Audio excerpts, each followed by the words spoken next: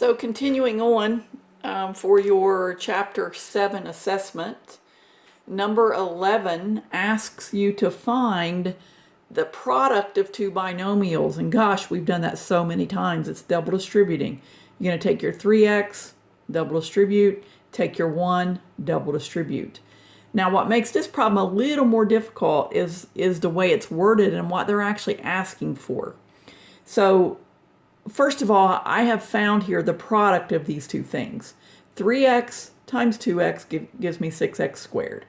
3x times negative 5 is negative 15x. 1 times 2x is 2x, and 1 times negative 5 is negative 5. And then these two middle terms, as always, are like terms. Negative 15 plus 2 gives me negative 13 for a middle term. So this is the product right here. But in the problem, they ask you to put it in this form, ax squared plus bx plus c. And we've done that with a being 6, b being negative 13, and c being negative 5. And then they simply ask you, what is a plus b plus c? So if these are my a, b, and c values, I add all of those up because that's what it's asking me to do, and I get negative 12 for an answer. Number 12, pretty simple actually. 6x squared plus 5x minus 1, and they're wanting to add to that 2 times this product. Well, again, guys, we're simplifying, so you need to follow the order of operations, which means I have to do what's in parentheses first. But the problem is, inside these parentheses, there's nothing that can be done because none of those are like terms, and we don't know what x is, so there's nothing that can be done. Which means then I do exponents. Well, there are no exponents there that I can actually do because I don't know what x is. So going forward, now I do multiplying and dividing, and there is some multiplication here that I can actually do. If I take this 2, distribute it through here is what I need to do. And I've done that. 2 times x squared gave me 2x squared. 2 times 9x is 18x, and 2 times 6 is 12. Then I simply recopied the first piece down here. Now I'm going to combine like terms, and I have those noted. Here my 6x squared and my 2x squared are like terms, hence the single underline. They combine to give me 8x squared. The double underline here, those are like terms. They're both x terms. 5 and 18 give me 23. And then, of course, those constants, the negative 1 and 12, can combine to give you 11. So this is your final answer in simplified form. Number 11, find the product of x plus 6, x minus 6. Now the one on the test is a little different. However, it's very similar to this. But again, we've done this a million times. You're going to take this x and double distribute it. X times x is x squared. X times negative 6 is negative 6x. 6 times x is 6x, and 6 times negative 6 is negative 36. What makes this one a little nicer is the fact that a negative 6x and a positive 6x will cancel each other out for a final answer of x squared minus 36. And I believe something very similar happens on the actual problem on the test. Now, the weird part of this problem is it says, explain how you can use this product to determine that 18 times 6 is 108. Well, when I go back to the problem itself, what number would you put in here to make this an 18? Because that's what they're asking here. 18 times 6. Well, I believe I would put a 12 in there because 12 plus 6 is 18. And if I put a 12 there as well, 12 times 6 is 6. So they must be letting x equal 12. Now you're going to have to determine on the test what they're letting x equal on this particular problem.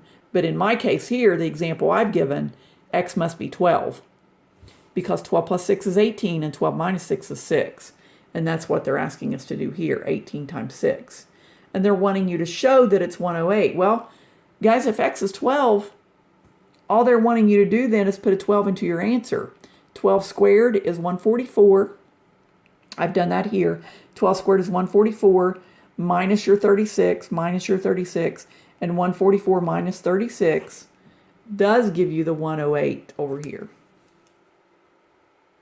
So that's showing how you can use this product to prove that this is true. So on your test, you're going to have to figure out what x value gives you these.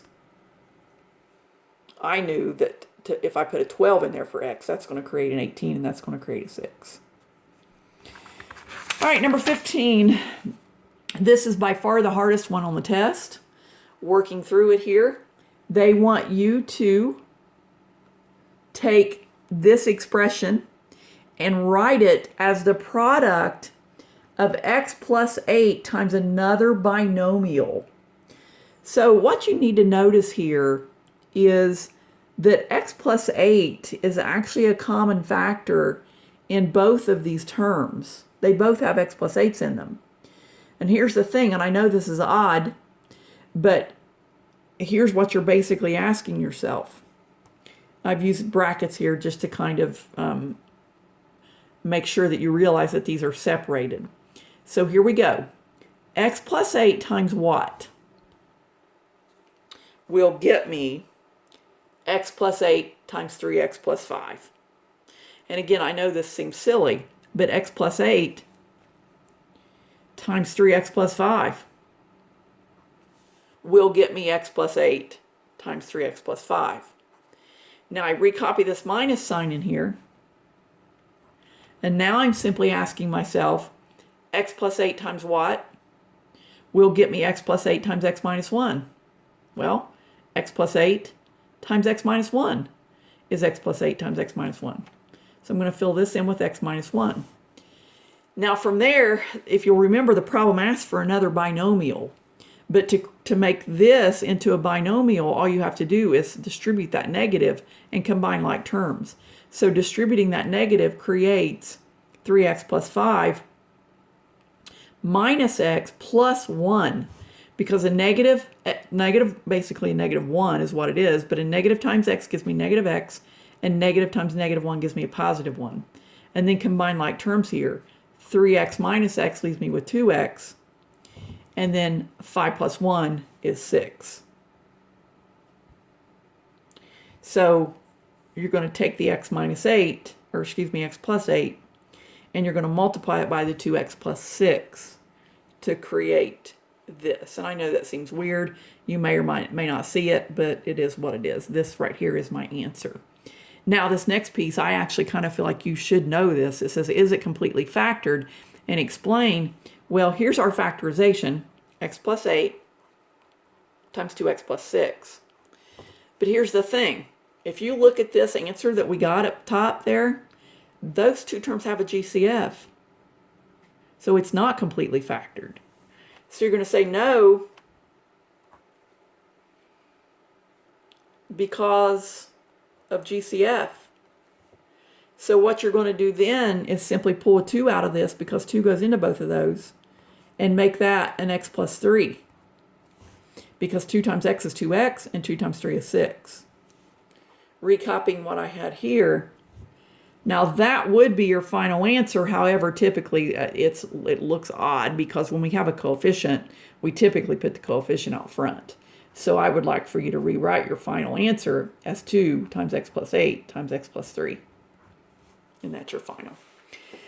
Number 16, they ask you now to multiply 3 binomials together.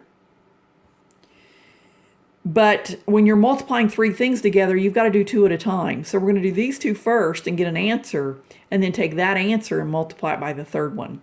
So multiplying these 2 together, I'm not going to go through this, produces this. The 3x's there cancel, and then your final answer is x squared minus 9.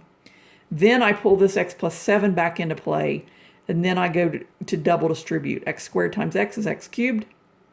X squared times 7 is 7x squared. Negative 9 times x is negative 9x.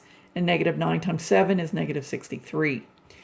The weird thing about this one is now none of those are like terms, so that is actually your final answer. And the last problem, number 17, one of the more difficult, along with number 15, the problems on the test. So we're being asked to factor. And guys, all I can ask of you at this point, I know this is tough doing this by video and such, but for next year, if you can at least please try your best to remember the steps that you need to go through when you're factoring, that would be awesome, and it's going to help you tremendously next year. So as I'm looking at this trinomial, I see that there is not a GCF. I also see that this is not a special case, so it must be a guess and check. Now, what makes this problem different than any of the ones you've done before is now I've got an x to the fourth out front. The only way you're going to arrive at an x to the fourth is with an x squared times an x squared.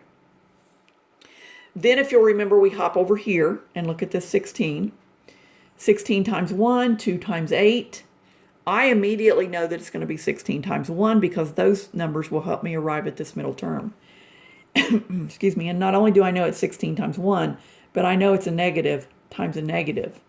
Negative times a negative gets me this positive, and then a negative 16x squared plus a negative 1x squared get me negative 17x squared. Then the thing about this problem is you're not finished yet, because both of these, this and this, are both difference of two squares. So just simply making the statement, I feel like you should remember this.